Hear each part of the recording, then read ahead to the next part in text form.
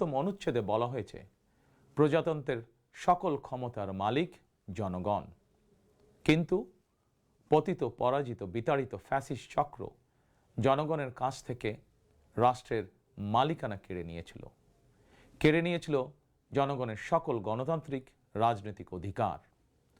অবশেষে দীর্ঘ আন্দোলন সংগ্রামের ধারাবাহিকতায় হাজারো প্রাণের বিনিময়ে জনগণের কাছে রাষ্ট্রের মালিকানা ফিরিয়ে দেওয়ার এক মাহেন্দ্রক্ষণ আমাদের সামনে উপস্থিত।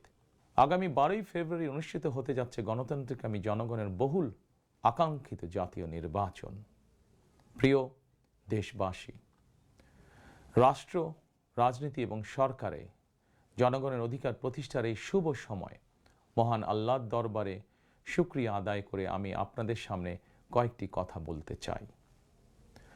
গণতান্ত্রিকামী জনগণের সামনে এমন একটি শুভ সময় হঠাৎ করেই আসেনি। এর জন্য বাংলাদেশ জাতীয়তাবাদী দল বিএনপি সহ গণতন্ত্রের পক্ষের সকল রাজনৈতিক দল এবং গণতান্ত্রিকামী জনগণকে দীর্ঘ 1.5 দশকেরও বেশি সময় ধরে আন্দোলন সংগ্রাম করতে হয়েছে। ফ্যাসিবাদ বিরোধী এই ধারাবাহিক আন্দোলনে হাজার হাজার মানুষকে গুম, খুন, অপহরণ করা হয়েছিল। আয়নাঘর নামক এক বর্বর বন্দিখানা যেন হয়ে উঠেছিল জ্যান্ত মানুষের কবরস্থান। শুধুমাত্র 2024 সালে ছাত্র জনতার ঐতিহাসিক গণ অভ্যুত্থানেই 14 শতাধিক মানুষকে হত্যা করা হয়েছে।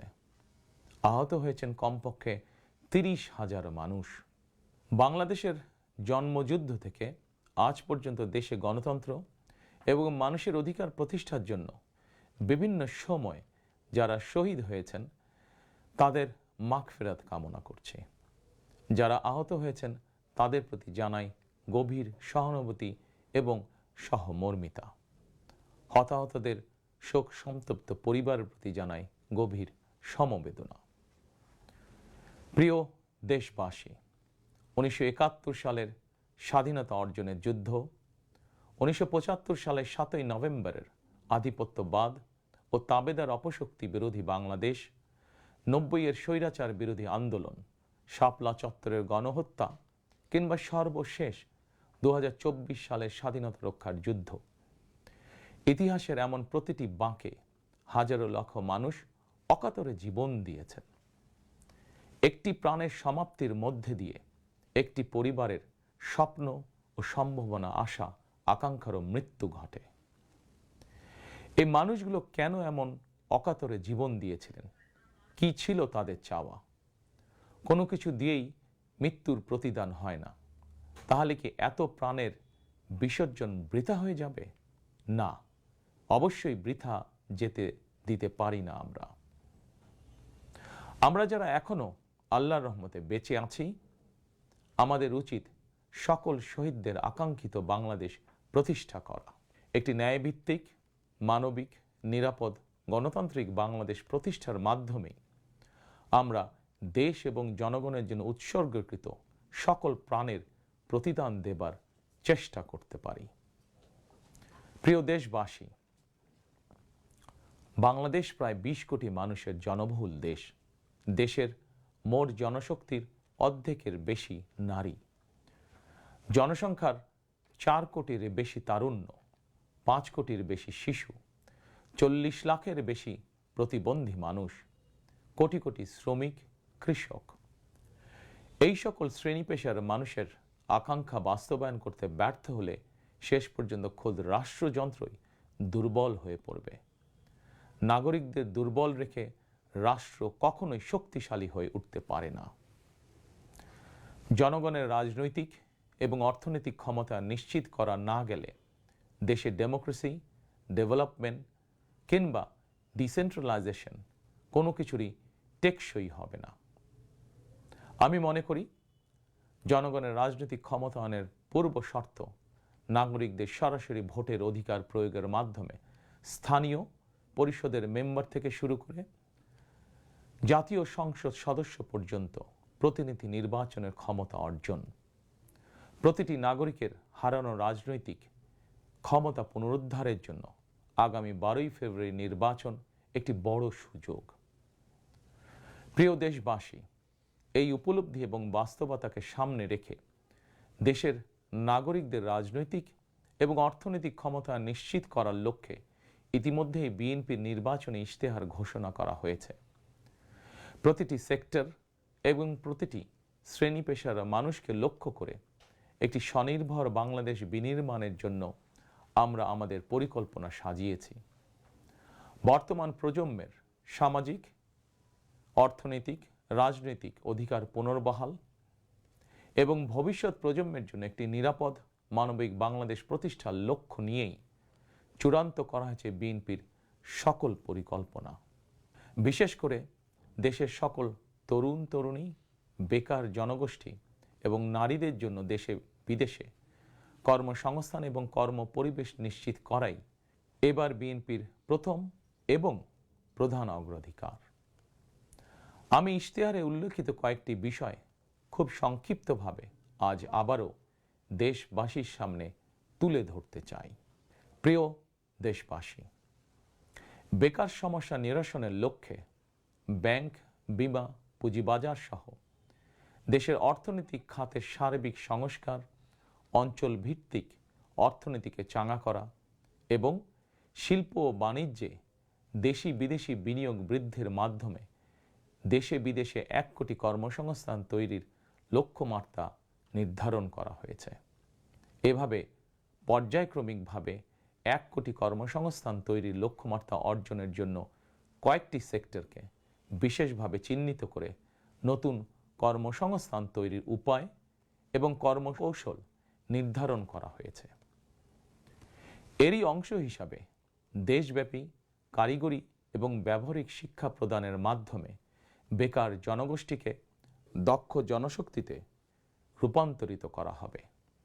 কলেজ, মাদ্রাসা, বিশ্ববিদ্যালয় বিনামূল্যে স্কিলস ডেভেলপমেন্ট, ফ্রিল্যান্সিং এবং আউটসোর্সিং প্রশিক্ষণ প্রদান করা হবে, যাতে করে বেকার যুবক কিংবা তরুণ তরুণীরা দেশে বিদেশে উচ্চ বেতনের চাকরির জন্য প্রস্তুত হয়ে সরাসরি কর্মক্ষেত্রে কর্মসংস্থানে যুক্ত হতে পারেন।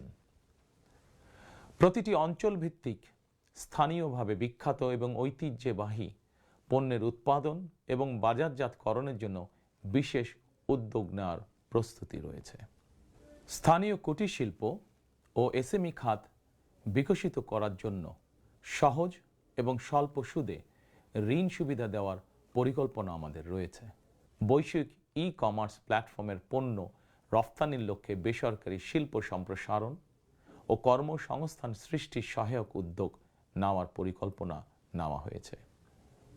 সাইবার নিরাপত্তা, outsourcing, data processing, artificial intelligence, semiconductor সহ আইটি সেক্টরে নতুন শিল্প গড়ে তোলার পরিকল্পনা নেওয়া হয়েছে। এইসব সেক্টরে প্রতি বছর সরাসরি 2 লক্ষ এবং ফ্রিল্যান্সিং, ক্রিয়েটিভ ইন্ডাস্ট্রি ও কন্টেন্ট ক্রিয়েশনের মাধ্যমে পরোক্ষভাবে আরও 8 লক্ষ কর্মসংস্থান তৈরির লক্ষ্যমাত্রা নির্ধারণ করা হয়েছে। প্রিয় দেশবাসী, বিভিন্ন পরিসংখ্যান অনুযায়ী বর্তমানে দেশে বেকারের সংখ্যা 27 লাখের বেশি।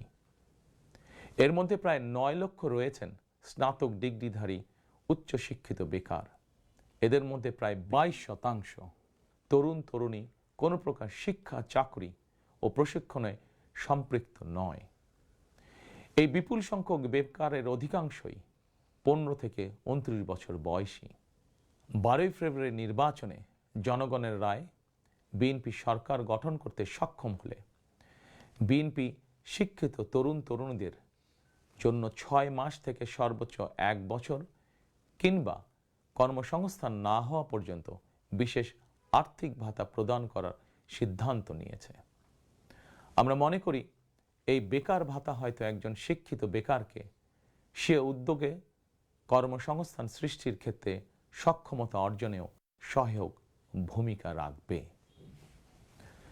প্রিয় দেশবাসী, দেশের অর্ধেক জনশক্তির বেশি নারী শক্তিকে রাষ্ট্র, রাজনীতি, অর্থনীতির মূলধারার বাইরে রেখে দেশের অগ্রগতি সম্ভব নয়। দেশে প্রায় 4 কোটি পরিবার রয়েছে। যদি আপনারা বিএনপিকে রাষ্ট্র পরিচালনার দায়িত্ব দেন, তাহলে আমরা এবার প্রথমবারের মতন দেশে প্রতিটি পরিবারের জন্য ফ্যামিলি কার্ড ইস্যু করার চূড়ান্ত সিদ্ধান্ত নিয়েছি। পরিবারগুলোর নারী প্রধানের নামে ফ্যামিলি কার্ড ইস্যু করা হবে। তবে প্রথম পর্যায়ে অর্থনৈতিকভাবে পিছিয়ে থাকা প্রান্তিক এবং নিম্ন আয়ের পরিবারকে সুরক্ষা দিতে ফ্যামিলি কার্ডে প্রতি মাসে 2,500 টাকা কিংবা সমমূল্যের নিত্য প্রয়োজনীয় খাদ্য সহায়তা দেওয়া হবে। ফ্যামিলি কার্ডের মাধ্যমে আর্থিক সহযোগিতার পরিমাণ, প্রয়োজন এবং বাস্তবতার নিরিখে পর্যায়ক্রমে বাড়ানো হবে। ফ্যামিলি কার্ডটিকে আমরা নারীর অর্থনৈতিক ক্ষমতায়নের প্রতীক হিসাবে মনে করি। প্রিয় ভাই ও বোনেরা, দেশনেত্রী মরহুমা বেগম খালেদা জিয়া নারী শিক্ষার উন্নয়নে দেশে স্নাতকোত্তর পর্যন্ত বিনা বেতনে শিক্ষার সুযোগ চালু করেছিলেন। আপনারা বিএনপিকে আবারও রাষ্ট্র পরিচালনার দায়িত্ব দিলে নারীদের বিনা বেতন শিক্ষা গ্রহণের সুবিধা অব্যাহত রাখার পাশাপাশি নীতি নির্ধারণে নারীর অংশগ্রহণ ও ভূমিকা বাড়ানো হবে। নারী উদ্যোক্তাদের আর্থিক ও দক্ষতা উন্নয়নে বিশেষ সহায়তা প্রদানের পাশাপাশি আনুষ্ঠানিক খাতে নারী কর্মসংস্থান বৃদ্ধি করার পরিকল্পনা আমাদের রয়েছে। উপজেলা পর্যায়ে বিশেষায়িত নারী কল্যাণ কেন্দ্র প্রতিষ্ঠা করার পরিকল্পনা আমাদের রয়েছে। স্বাচ্ছন্দ্যে চলাফেরা নিশ্চিত করতে শুধুমাত্র নারীদের জন্য বিশেষায়িত ইলেকট্রিক পরিবহন চালু করা হবে। কর্মপরিবেশ নিশ্চিত করতে কর্মস্থলে ডে কেয়ার ও ব্রেস্টফিডিং কর্নার স্থাপন করা হবে। এছাড়া বিশেষ করে রাজধানী ঢাকা সহ বিভাগীয় শহরগুলোতে কয়েকটি নির্দিষ্ট স্থানে হাইজিনিক বাথরুম নির্মাণের পরিকল্পনা আমাদের রয়েছে। আমাদের সমাজের নারীরা নানাভাবে হয়রানি এবং সহিংসতার শিকার হন। বর্তমান সময়ে নারীর প্রতি সাইবার বুলিং উদ্বেগজনক রূপ নিয়েছে। বুলিং সহ নারীর প্রতি যে কোনো ধরনের সহিংসতা বন্ধে কঠোর আইন প্রয়োগের পরিকল্পনা এবং সিদ্ধান্ত আমাদের রয়েছে। নারী নির্যাতন ও ধর্ষণের বিরুদ্ধে দৃষ্টান্তমূলক শাস্তি নিশ্চিত অবশ্যই ইনশাআল্লাহ করা হবে। প্রিয় দেশবাসী, সময়ের সাথে সাথে অর্থনীতির নানা খাত বাড়লেও দেশের অর্থনীতি এখনো মূলত কৃষি নির্ভর। বিএনপি বিশ্বাস করে কৃষকের স্বার্থ রক্ষার অর্থ দেশের স্বার্থ রক্ষা। এজন্যই আমরা বলি, বাঁচলে কৃষক বাঁচবে দেশ। এই উপলব্ধি থেকেই আমরা কৃষকদের স্বার্থ রক্ষার জন্য কৃষকদের জন্য ফার্মার্স কার্ড ইস্যুর উদ্যোগ নিয়েছি। এই কার্ডের মাধ্যমে কৃষক একদিকে কৃষি সংক্রান্ত হালনাগাদ তথ্য পাবেন, অপরদিকে সরকারের কাছ থেকে পাবেন আর্থিক এবং অন্যান্য প্রয়োজনীয় সহযোগিতা। দেশে কোটি কোটি কৃষক শ্রমিক রয়েছেন, অধিকাংশই কর্মক্ষম কৃষকদের জন্য একদিকে যেরকম কর্মসংস্থান প্রয়োজন, অপরদিকে প্রয়োজন তাদের শ্রমের ন্যায্য মজুরি এবং নিরাপদ কর্মপরিবেশ। আমরা মনে করি কর্মক্ষম এই জনশক্তির শ্রমই হতে পারে বাংলাদেশকে পুনরায় স্বনির্ভর ও সমৃদ্ধ বাংলাদেশে রূপান্তরের চাবিকাঠি। এ কারণেই আমরা বলি, করব কাজ, গড়ব দেশ, সবার আগে বাংলাদেশ। তাই আমরা আমাদের কর্ম পরিকল্পনায় কৃষকদের স্বার্থ রক্ষায় সর্বাধিক গুরুত্ব দিয়েছি। প্রিয় দেশবাসী, আমাদের জনসংখ্যার একটি বিপুল অংশ স্কুল, কলেজ, মাদ্রাসা এবং বিশ্ববিদ্যালয় শিক্ষার্থী। জ্ঞান, বিজ্ঞান আর তথ্য প্রযুক্তির এই বিকাশমান বিশ্বে বাংলাদেশের কোটি কোটি শিক্ষার্থী, এইসব তরুণ তরুণীরাই বদলে দিবে আগামীর বাংলাদেশ। তবে একাডেমিক শিক্ষার স্তরের সর্বোচ্চ ধাপে পৌঁছার এই যাত্রা পথে লক্ষ লক্ষ শিক্ষার্থী কিন্তু বিভিন্ন পর্যায়ে ড্রপ আউট হয়ে যান। নানা বাস্তবতায় ড্রপ আউট হয়ে যাওয়া শিক্ষার্থীদের তালিকায় বিশ্বের যে কয়েকটি দেশ শীর্ষস্থানে রয়েছে, বাংলাদেশ তার অন্যতম। একজন শিক্ষার্থী শিক্ষা স্তরের যে কোনো পর্যায়ে ড্রপ আউট হওয়ার পর তাদেরকে যেন বেকার জীবন কাটাতে না হয়, সেজন্য হাই স্কুল পর্যায় থেকে আমরা শিক্ষা কারিকুলামে কারিগরি এবং ব্যবহারিক অর্থাৎ টেকনিক্যাল এবং ভোকেশনাল শিক্ষাকে আবশ্যকীয় করার প্রস্তুতি এবং পরিকল্পনা নিয়ে রেখেছি। একই সঙ্গে দেশের জনশক্তিকে জনসম্পদে রূপান্তর করতে বাংলা এবং ইংরেজির পাশাপাশি হাই স্কুল পর্যায় থেকে সিলেবাসে তৃতীয় আরেকটি ভাষা শিক্ষার ব্যবস্থা রাখার সিদ্ধান্ত এবং পরিকল্পনা আমরা গ্রহণ করেছি। আমরা মনে করি একজন ব্যক্তির একাধিক ভাষা জ্ঞান থাকলে বিশ্বের যে কোনো দেশেই কর্মসংস্থানের অভাব হবে না। বৈশ্বিক চ্যালেঞ্জ মোকাবেলা করে একজন শিক্ষার্থী যাতে যোগ্যতম হিসেবে এগিয়ে যেতে পারেন, সেই চিন্তাকে সামনে রেখেই আমরা শিক্ষা বিশেষজ্ঞদের গবেষণা এবং সুপারিশের ভিত্তিতে শিক্ষা কারিকুলাম পরিমার্জনের পরিকল্পনাও চূড়ান্ত করেছি। আমরা শিক্ষা কারিকুলাম এমনভাবে ঢেলে সাজানোর প্রস্তুতি নিয়েছি যাতে সকল শিক্ষার্থী শিক্ষা স্তরের প্রতিটি ধাপে একাডেমিক জ্ঞানের পাশাপাশি একটি বিশেষ কারিগরি ব্যবহারিক শিক্ষার দক্ষতাও অর্জন করতে সক্ষম হন। প্রিয় দেশবাসী, আমরা রিজিকে বিশ্বাস করি এবং সাধারণত আমরা রিজিক বলতে খাওয়া দাওয়া কিংবা অর্থ সম্পদকে বুঝি। তবে ধর্মীয় দৃষ্টিতে রিজিকের একাধিক স্তর রয়েছে। সবচেয়ে গুরুত্বপূর্ণ একটি স্তর হচ্ছে মানুষের শারীরিক ও মানসিক সুস্থতা। শারীরিক ও মানসিক সুস্থতার জন্য আমরা জনগণের স্বাস্থ্যসেবা নিশ্চিত করার কার্যকর উদ্যোগ এবং পরিকল্পনা গ্রহণ করেছি। জনগণের দৌড়গোড়ায় চিকিৎসা সেবা পৌঁছে দিতে prevention is better then cure, অর্থাৎ প্রতিকারের চেয়ে প্রতিরোধী উত্তম, আমরা এই নীতিতে প্রবর্তন করতে চাই। এই লক্ষ্যে আমরা প্রাথমিক স্বাস্থ্য ও চিকিৎসা কোর্স সম্পন্ন করিয়ে সারা দেশে 1 লক্ষ হেলথ কেয়ার নিয়োগ দেওয়ার পরিকল্পনা গ্রহণ করেছি। নিয়োগ পাওয়া হেলথ কেয়ারদের শতকরা 80% হবেন নারী সদস্য। প্রতিটি ইউনিয়ন পর্যায়ে নিয়োগ পাওয়া হেলথ কেয়ারগণ মানুষের দৌড়গোড়ায় যাবেন এবং তাদেরকে প্রাথমিক চিকিৎসা ও পরামর্শ দেবেন। আমরা মনে করি কোনো রোগ প্রতিরোধের ব্যাপারে প্রাথমিক পর্যায়ে সঠিক পরামর্শ পেলে অনেক রোগী শুরুতেই নিরাময় করা সম্ভব হয়ে ওঠে। প্রিয় দেশবাসী, বিজ্ঞান ও তথ্য প্রযুক্তির বর্তমান বিশ্ব আরও এক ধাপ এগিয়ে এখন কৃত্রিম বুদ্ধিমত্তার যুগে প্রবেশ করেছে। চাইলেও কারো পক্ষে এর প্রভাব থেকে মুক্ত থাকা সম্ভব নয়। রাজনীতি, রাষ্ট্রনীতি, অর্থনীতি সবকিছুই এখন তথ্য প্রযুক্তিকে ঘিরেই আবর্তিত হচ্ছে। সুতরাং তথ্য প্রযুক্তির বিশ্ব শাসন করার মতন মেধা, যোগ্যতা, জ্ঞানে, বিজ্ঞানে আমাদের তরুণ সমাজ সমৃদ্ধ না হতে পারলে ভবিষ্যতের চ্যালেঞ্জ মোকাবেলা আমাদের পক্ষে অসম্ভব হয়ে পড়বে। এই চ্যালেঞ্জ মোকাবেলায় রাষ্ট্রীয় নীতি কী হবে, বিএনপি ইতিমধ্যেই সেই সব কার্যক্রম চূড়ান্ত করেছে। আইসিটিকে দেশের অন্যতম থ্রাস্ট সেক্টর হিসেবে চিহ্নিত করে ফ্রিল্যান্সিং এবং আউটসোর্সিং সহ তথ্য প্রযুক্তি খাতকে রাষ্ট্রীয়ভাবে সহযোগিতা করার নীতিমালা চূড়ান্ত করেছে বিএনপি।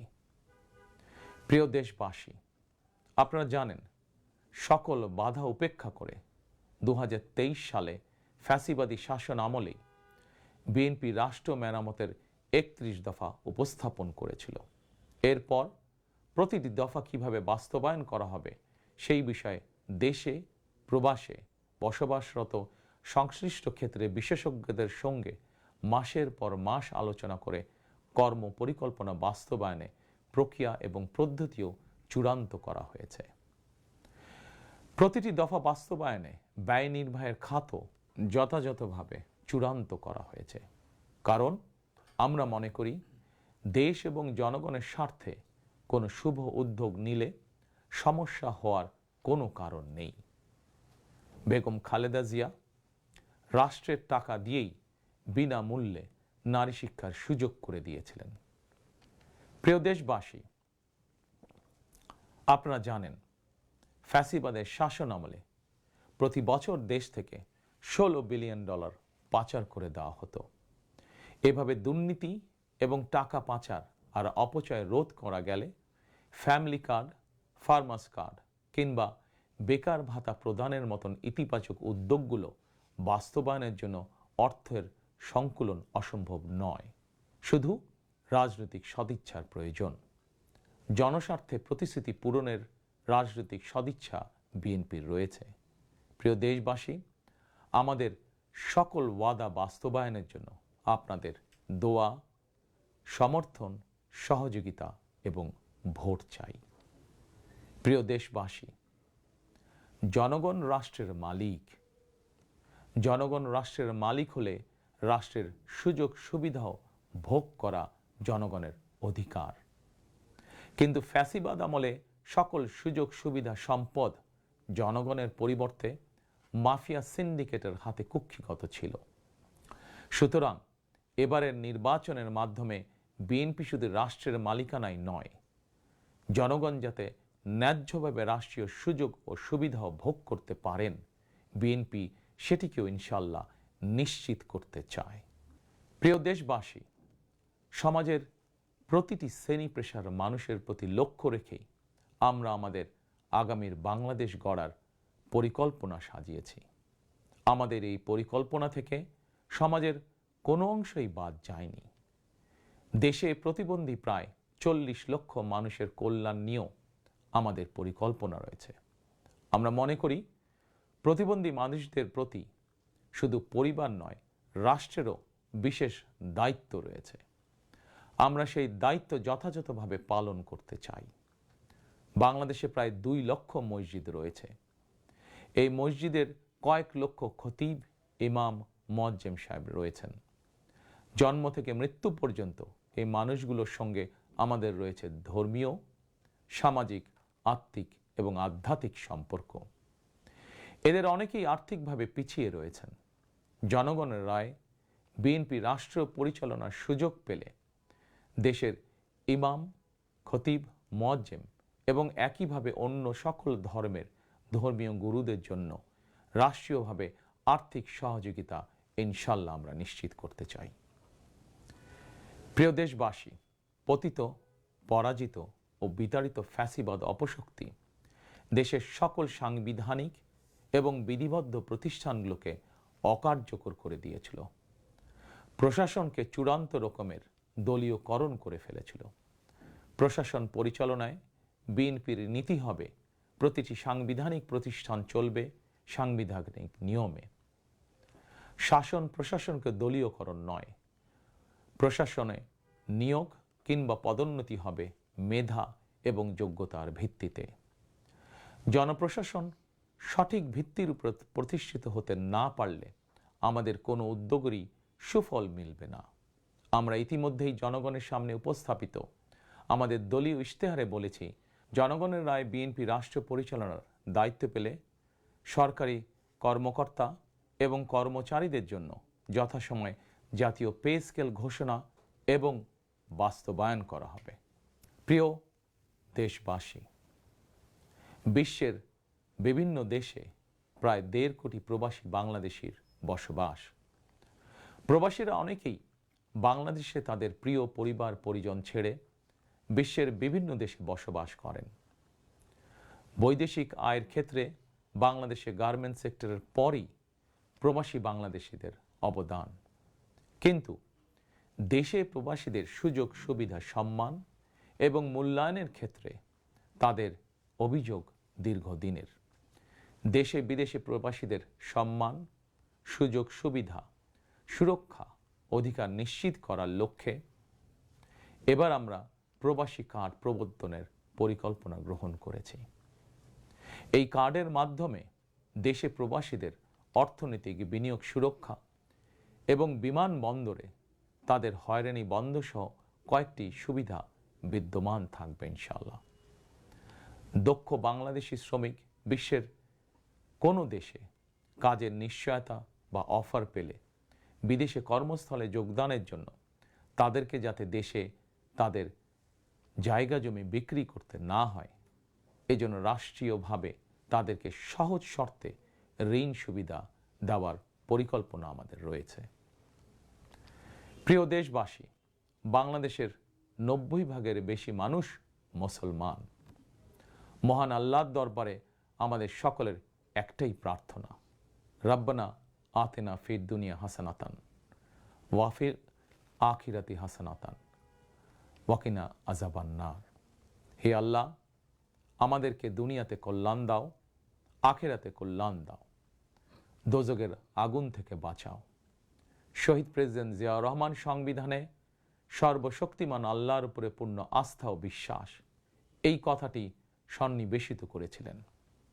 কিন্তু তাবেদার সরকার সংবিধান থেকে এই কথাটি বাদ দিয়েছিল।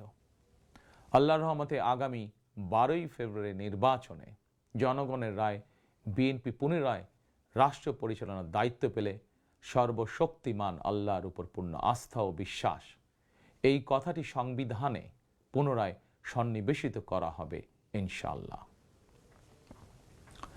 প্রিয় দেশবাসী, আমাদের এই ধর্মীয় বিশ্বাস এবং মূল্যবোধের বিরুদ্ধে বিভিন্ন সময় সামাজিক রাজনৈতিক আগ্রাসন চালানোর অপচেষ্টা হয়েছিল। অপরদিকে দেশ বরেণ্য অনেক আলেম ওলেমা সোচ্চার কণ্ঠে বলেছেন, কেউ কেউ স্রেফ দলীয় স্বার্থ হাসিলের জন্য ধর্মের অপব্যাখ্যা করে বিশ্বাসী মুসলমানদেরকে বিভ্রান্ত করারও অপচেষ্টা চালাচ্ছে। সুতরাং সকল বিশ্বাসীদের প্রতি আহ্বান, কেউ যেন বিশ্বাসী মুসলমানদেরকে বিভ্রান্ত করতে না পারে, সে ব্যাপারে আমাদের সকলকে সতর্ক থাকতে হবে। বিএনপি এমন একটি নিরাপদ বাংলাদেশ গড়তে চায় যেখানে মুসলমান, হিন্দু, বৌদ্ধ, খ্রিস্টান, বিশ্বাসী, অবিশ্বাসী কিংবা সংশয়বাদী, পাহাড়ে কিংবা সমতলে বসবাসকারী প্রতিটি নাগরিক নিরাপদ থাকবে। 1971 সালের স্বাধীনতা যুদ্ধ সময় কে কোন ধর্মের, এটি কোনো জিজ্ঞাসা ছিল না। 2024 সালের স্বাধীনতা রক্ষার যুদ্ধেও কে কোন ধর্মের, কার কি ধর্মীয় পরিচয়, এটি কোনো জিজ্ঞাসা ছিল না। আমরা মনে করি ধর্ম যার যার, রাষ্ট্র সবার। প্রতিটি ধর্মের মানুষ নিজ নিজ ধর্মীয় বিশ্বাস এবং রীতি অনুযায়ী যার যার ধর্ম পালন করবেন। এটি একটি আধুনিক সভ্য সমাজের রীতি। সকল নাগরিকের শান্তি এবং নিরাপত্তা নিশ্চিত করা রাষ্ট্রের দায়িত্ব। ধর্ম যার যার, নিরাপত্তা পাবার অধিকার সবার। প্রিয় দেশবাসী, দেশের গত 55 বছরের ইতিহাসে এটি বারবার প্রমাণিত হয়েছে, দেশের গণতান্ত্রিকামী জনগণ তাদের স্বাধীনতা হরণকারী স্বৈরাচার, ধর্মীয় চরমপন্থা কিংবা উগ্রবাদ কোনোটিকেই পছন্দ করে না। নিজ নিজ ধর্মীয় বিশ্বাস এবং সংস্কৃতি বজায় রেখেই যাতে আমরা সকলে মিলেমিশে একটি নিরাপদ বাংলাদেশ গড়তে পারি, এ লক্ষ্যেই স্বাধীনতার ঘোষকের যুগান্তকারী রাজনৈতিক দর্শন ছিল বাংলাদেশী জাতীয়তাবাদ। দল, মত, ধর্ম, বর্ণ নির্বিশেষে এই বাংলাদেশ আমাদের সবার, আমরা সবাই বাংলাদেশী। প্রিয় দেশবাসী, দেশের জনগণের সমর্থনে বিএনপি অতীতে বহুবার রাষ্ট্র পরিচালনার সুযোগ পেয়েছে। স্বাধীনতার ঘোষক জিয়াউর রহমান রাষ্ট্র পরিচালনার দায়িত্ব পেয়ে দেশকে স্বনির্ভর বাংলাদেশ হিসাবে গড়ে তুলেছিলেন। বাংলাদেশের স্বার্থের পক্ষে থাকার কারণেই তাকে শাহাদাত বরণ করতে হয়েছে। আমার মা মরহুমা বেগম খালেদা জিয়া, যাকে বাংলাদেশের জনগণ অর্থাৎ আপনারাই দেশনেত্রী উপাধি দিয়েছিলেন, তিনি কখনোই আপনাদের সম্মানের অমর্যাদা করেননি। জীবনের শেষ বয়সে এসেও তিনি জেল জুলুম বরণ করেছেন, কিন্তু বাংলাদেশের স্বার্থের সঙ্গে আপোষ করেননি। সন্তান হিসাবে আমি জানি তার কাছে অনেক প্রস্তাব এসেছিল। তিনি চাইলেই সেই প্রস্তাব গ্রহণ করে জেল জুলুম এড়িয়ে বিদেশে চলে যেতে পারতেন, কিন্তু তার হৃদয় জুড়ে ছিল বাংলাদেশ। দেশের স্বাধীনতা প্রিয় গণতন্ত্রকামী জনগণের বিশ্বাস ছিল খালেদা জিয়া জালিমের কারাগারে থাকলেও তিনি তাবেদার অপশক্তির ভয়ের কারণ। খালেদা জিয়াও জনগণের বিশ্বাস এবং ভালোবাসার মর্যাদা দিয়েছিলেন। তিনি দেশেই থেকেছিলেন শেষ দিন পর্যন্ত। প্রিয় দেশবাসী, ফ্যাসিবাদ মুক্ত বাংলাদেশে আপসীন নেত্রী বেগম খালেদা জিয়া দেশে পুনরায় গণতন্ত্রকে প্রাতিষ্ঠানিক রূপ দিতে চেয়েছিলেন, জনগণের অধিকার প্রতিষ্ঠা করতে চেয়েছিলেন। দেশের স্বাধীনতা প্রিয় গণতন্ত্রকামী জনগণের সামনে খালেদা জিয়ার আকাঙ্ক্ষা পূরণের সেই সময় উপস্থিত। আগামী 12ই ফেব্রুয়ারি রাষ্ট্র ও সরকারের জনগণের অধিকার প্রতিষ্ঠার দিন। দেশনেত্রী খালেদা জিয়া জনগণের চূড়ান্ত বিজয় দেখে যেতে পারেননি।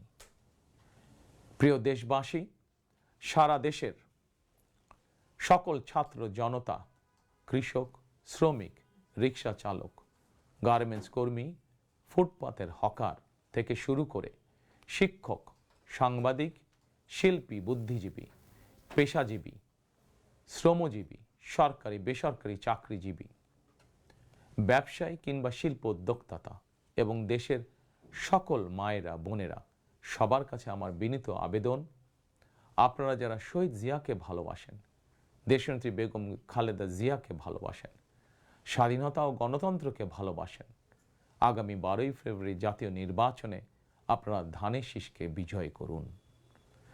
ধানের শীষের বিজয়ের অর্থ বাংলাদেশের বিজয়। ধানের শীষের বিজয়ের অর্থ স্বাধীন, সার্বভৌম, তাবেদার মুক্ত বাংলাদেশ। প্রিয় দেশবাসী, শহীদ জিয়া আর দেশনেত্রী বেগম খালেদা জিয়ার সাফল্য যাত্রা অব্যাহত রাখতে আমি আমার দলের নেতাকর্মীদেরকে সঙ্গে নিয়ে বিএনপির রাজনৈতিক, সামাজিক, অর্থনৈতিক কর্মসূচিগুলো বাস্তবায়নের জন্য দীর্ঘদিন থেকে হাতে কলমে প্রস্তুতি নিয়েছি। 2001 সালে যখন আপনাদের সমর্থনে বিএনপি রাষ্ট্র পরিচালনার দায়িত্ব পালন করেছিল, আমি তখন সরকারের অংশ হইনি। তবে বিএনপির একজন কর্মী হিসাবে সারা দেশে প্রতিটি জেলা, উপজেলা, গ্রাম, নগর, বন্দরে ঘুরেছি।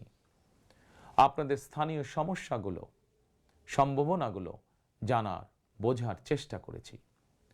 পরিস্থিতির কারণে বিদেশে থাকতে বাধ্য হলেও হৃদয়, মন, সত্তা জুড়ে ছিল বাংলাদেশ, বাংলাদেশের জনগণ।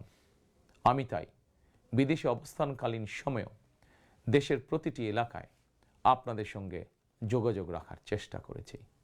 বিদেশ থেকে দেশে ফিরেও আমি আবারও এই স্বল্প সময় যতটুকু সম্ভব আপনাদের কাছে ছুটে গিয়েছি। আমি আপনাদের ভালোবাসা পেয়েছি, বিএনপির প্রতি আপনাদের আবেগ এবং ভালোবাসা উপলব্ধি করেছি। প্রিয় দেশবাসী, 12ই ফেব্রুয়ারি বিএনপির প্রতি আবারও আপনাদের ভালোবাসা প্রকাশের দিন। অতীতে আপনাদের সমর্থনে বিএনপি একাধিকবার রাষ্ট্র পরিচালনার দায়িত্ব পালন করেছে। দেশ পরিচালনা করতে গিয়ে সেই সময় কোনো কোনো ক্ষেত্রে হয়তো আমাদের অনিচ্ছাকৃত কিছু ভুল ত্রুটি হয়েছে। সেজন্য আমি দেশবাসীর কাছে আন্তরিকভাবে দুঃখ প্রকাশ করছি। অতীতের ভুল থেকে শিক্ষা নিয়ে অর্জনগুলোকে অবলম্বন করে বর্তমান এবং ভবিষ্যৎ প্রজন্মের জন্য একটি নিরাপদ বাংলাদেশ গঠনের জন্য আগামী 12ই ফেব্রুয়ারি জাতীয় নির্বাচনে আবারও আমি আপনাদের সমর্থন চাই। আমি দেশ এবং জনগণের জন্য, আপনার এবং আপনার পরিবারের সদস্যদের জন্য যেসব পরিকল্পনা গ্রহণ করেছি, প্রতিটি পরিকল্পনা বাস্তবায়নের জন্য ধানের শীষে আপনাদের সমর্থন এবং আপনাদের ভোট চাই। প্রিয় দেশবাসী, প্রতিটি পরিকল্পনা বাস্তবায়নের জন্য কঠোরভাবে দুর্নীতি নিয়ন্ত্রণ, আইনের শাসন প্রতিষ্ঠা এবং জনগণের কাছে রাষ্ট্র এবং সরকারকে দায়বদ্ধ রাখার কোনোই বিকল্প নেই। রাষ্ট্র পরিচালনায় আপনাদের সমর্থন পেলে দেশের আগামী দিনে সরকার হবে জনগণের কাছে দায়বদ্ধ। দেশে দুর্নীতি নিয়ন্ত্রণে যতটা কঠোর হওয়া যায় বিএনপি সরকার ইনশাল্লাহ ততটাই কঠোর হবে। দেশে পুনরায় আইনের শাসন প্রতিষ্ঠিত হবে ইনশাল্লাহ। দেশবাসীর কাছে এটি আমার অঙ্গীকার, বিএনপির অঙ্গীকার। আপনাদের কাছে আমার অঙ্গীকারের কারণ আপনারাই বিএনপির সকল রাজনৈতিক ক্ষমতার উৎস। প্রিয় দেশবাসী, ফ্যাসিবাদ আমলে 2024 সালের 7ই জানুয়ারি তথাকথিত দামি নির্বাচনে আমি আপনাদের প্রতি আহ্বান জানিয়ে বলেছিলাম 7ই জানুয়ারি সারাদিন পরিবারকে সময় দিন। বর্তমানে ফ্যাসিবাদ মুক্ত বাংলাদেশে অনুষ্ঠিত জাতীয় নির্বাচনে এবার দেশবাসীর প্রতি আমার আহ্বান, আপনাদের প্রতি আমার বিনীত আবেদন, 12ই ফেব্রুয়ারি সারাদিন ধানের শীষে ভোট দিন। তারুণ্যের প্রথম ভোট ধানের শীষের জন্য হোক। প্রিয় দেশবাসী, গণতন্ত্রকামী প্রিয় ভাই ও বোনেরা, 12ই ফেব্রুয়ারি আপনারা ধানের শীষের প্রার্থীদের দায়িত্ব নিন। 13 তারিখ থেকে আপনাদের নির্বাচিত এমপিরা আপনাদের দায়িত্ব নেবেন। নির্বাচিত প্রতিনিধিরা আপনাদের দায়িত্ব ঠিক মতন পালন করছে কিনা সেটি নিশ্চিত করার দায়িত্ব আমি নেব ইনশাল্লাহ। 12ই ফেব্রুয়ারি যদি আপনাদের সমর্থন পাই তাহলে রাষ্ট্র পরিচালনায় বিএনপির মূল মন্ত্র থাকবে মহানবীর মহান আদর্শ ন্যায়পরায়ণতা। 12ই ফেব্রুয়ারি জনগণের বাংলাদেশে জনগণের অধিকার প্রতিষ্ঠার এই দিনে আমি আল্লাহর দরবারে ধানের শীষের বিজয় কামনা করে আমার বক্তব্য শেষ করছি। 12ই ফেব্রুয়ারি সারাদিন ধানের শীষে ভোট দিন। আল্লাহ হাফেজ। বাংলাদেশ জিন্দাবাদ। বাংলাদেশ জাতীয়তাবাদী দল জিন্দাবাদ।